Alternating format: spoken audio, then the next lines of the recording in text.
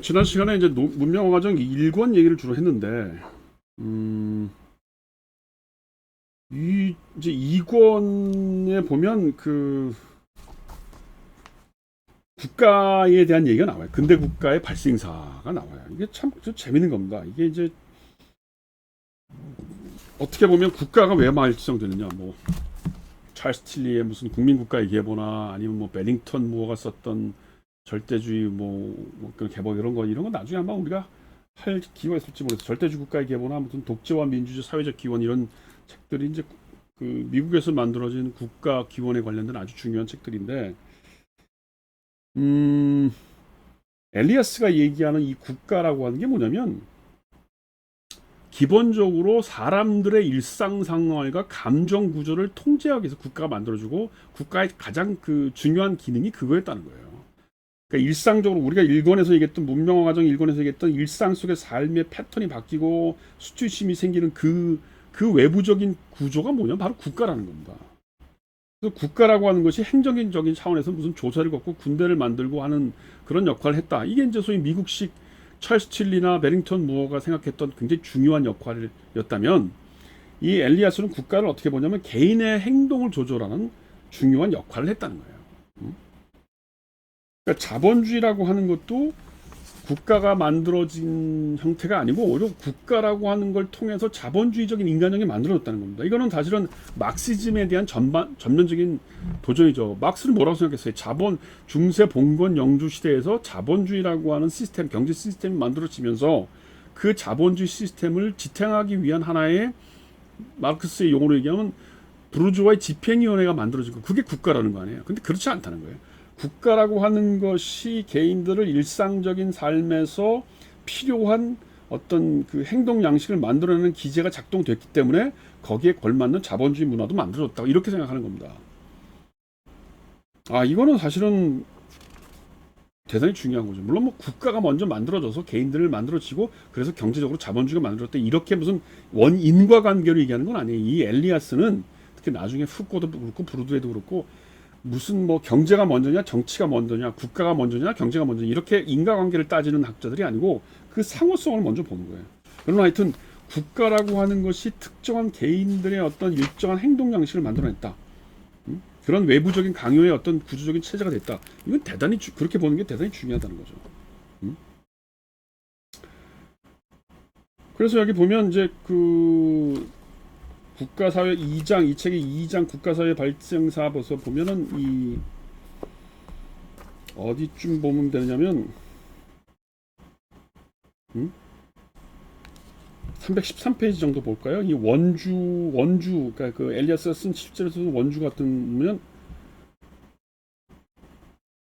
여기 이런 말이 나와요. 우리는 앞에서 역사의 어느 특정한 단면에 대해 국가 조직의 관점에서 그런 식으로 연구를 시도했다. 그로서 좀 더 중요한 인식, 예를 들면 역사적 사회적 과정의 성격에 대한 인식을 획득하게 되었다.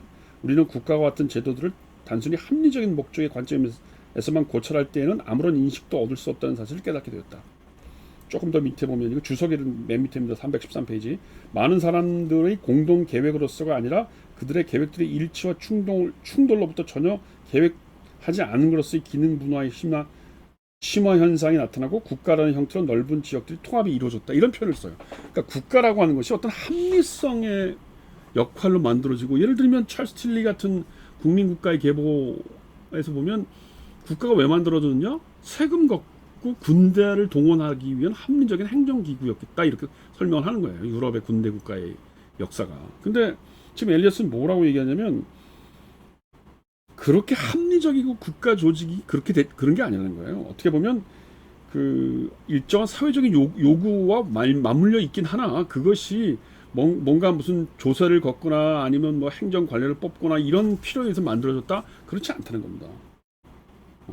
굉장히 여러 가지 차원에서 국가의 그 탄생을 보는 거죠. 그러나 하여튼 이런 식으로 국가를 본다는 거는 우리가 이제 국가를 뭐 나중에 한국의 근대 국가 기원 같은 것도 얘기를 해보겠지만 그 한국의 국가라고 하는 걸 우리가 어떻게 볼 거냐, 박정희 때나 무슨 이승만 때 국가를 우리가 어떻게 볼 거냐, 이런 얘기를 할 때 지금 이런 엘리아스 시적의 시선은 상당히 의미가 있는 새로운 방식으로 국가를 볼 수 있는 그런 의미가 있는 겁니다. 그래서 그다음에 이제 341페이지 보면 뭐라고 하냐면 식민지 상황에 대한 얘기가 잠깐 나와요. 그러니까 이제 우리가 지난번 시간에 뭐라고 했냐면 17세기, 18세기, 19세기로 벌어지면서 궁정에서의 귀족의 문화가 부르주아로 갔고 부르주아가 이제 이 하층 계급으로 퍼져서 전체 유럽이 하나의 문명화된 사회 이렇게 됐다고 하는 건데 이 사람은 이제 341페이지에 보면 이게 식민지로도 퍼져나간 거 아니냐 하는 식의 얘기를 하죠. 나는 이건 상당히 우리 사회를 바라보는데 굉장히 중요한 하나의 단초가 된다고 봐요.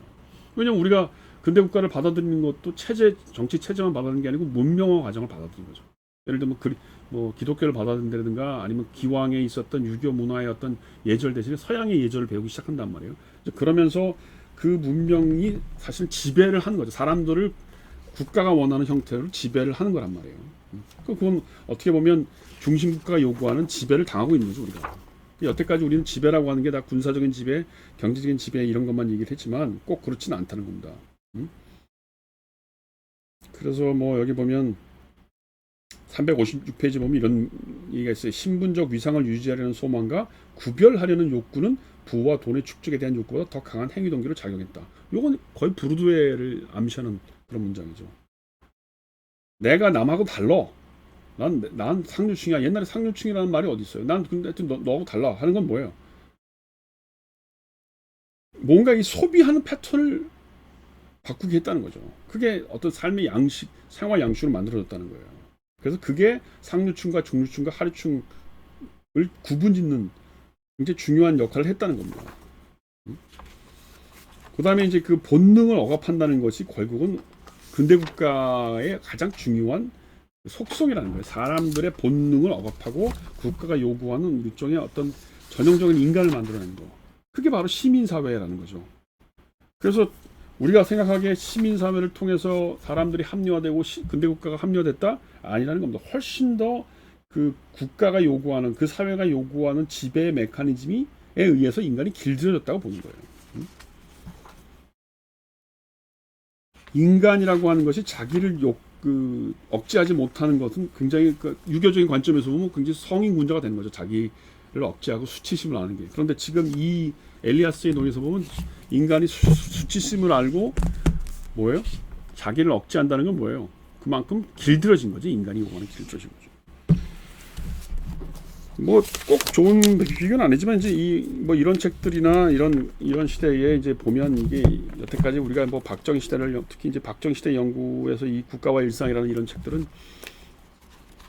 우리가 보통 그러잖아요. 그 독재라고 그러면 권력 무슨 군대나 경찰 동원해서 사람들을 지배한 거라고 생각하는데 여기 보면 뭐가 나오냐면 가정의례 준칙 같은 게 나오고, 그렇죠? 가정의례 준칙이 나오고, 그 다음에 가족 계획. 아이를 얼마나 낳아야 되는지 이런 얘기가 나오고 그 다음에 이제 영화 얘기가 나와요. 영화. 어떤 영화를 만들어서 사람들한테 보여줬느냐. 사실은 이 일상생활이라고 하는 것이 우리는 여태까지 그냥 다 개인이 알아서 자기 혼자서 하고 싶은 대로 하는 거라고 생각을 하겠지만 어떻게 밥을 먹고 그 다음에 이제 이 아이를 어떻게 낳고 그 다음에 어떤 영화를 보고 여기 또 교육이나 뭐 이런 게 나오죠. 그 다음에 뭐 애국자들 무슨 동상 같은 거 세우고 하는 이런 여러 가지 영웅주의적 행동들 이런 것들이 사실은 권력의 가장 적나라한 모습이에요. 근데 우리는 그걸 못 느끼고 있는 거죠. 우리는 맨날 데모만 하고 그 다음에 경찰이 터지고 그걸 곤봉으로 진압하고 하는 것만이 독재 권력이라고 생각하는데 실제로 이 책의 논리에서 보면 일상생활을 지배했다는 거 아니에요. 박정희 시대 때 권력의 가장 큰 그 논의가. 그래서 한국 사회에서는 이런 어떻게 보면 과거에 양반 시대였던 이 중세 조선 시대 때 양반과 상민의 이런 이분법적인 구분이 사실은 크게 달라지지 않으면서 학교나 뭐 이런 데 계속 유지가 되었고 그러니까 우리는 뭐 사실은 한국인이 근대화 과정을 거치면서 바뀐 거라고 하는 건 뭐예요? 국가가 요구하는 노골적인 한국인 길들이 같은 것이 지속된 거죠. 그러니까 우리는 중세를 지나서 조선시대를 지나서 근대사회를 진입했지만 우리 삶에서 겪는 변화는 한 번도 없었던 거예요. 여전히 윗사람들에 대한 공경이 이제 회사에 가면 무슨 사장님 혹은 뭐 부장님에 대한 공경으로 나타나고 그 다음에 뭐 그 양반과 상민이라고 하는 것이 어떻게 돼요? 돈과 있고 없고를 결정하는 거예요. 그러니까 돈 있는 놈이나 없는 놈이나 뭐 놀고 먹는 건 다 비슷하죠.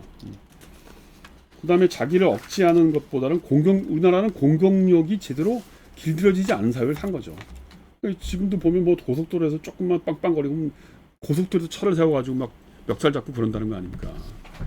그래서 사실은 이 한국의 어떤 호모 코레아니쿠스라고 하는 이런 논리가 어떻게 보면 우리 사회에서는 새로운 형태로 우리 삶의 변화를 봐야 되고 국가 권력의 변화를 봐야 되는 하나의 양식을 주는 거다.